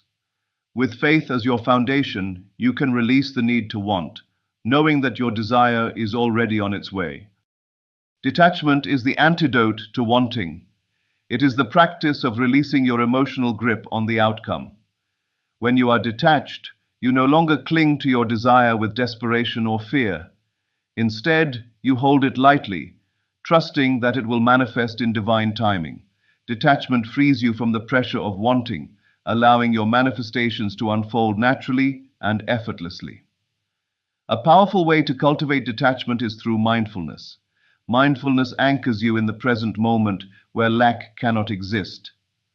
By immersing yourself in the here and now, you shift your focus away from what is missing and towards the richness of your current experience. This presence creates a space of openness and receptivity, inviting your desires to flow into your life with ease.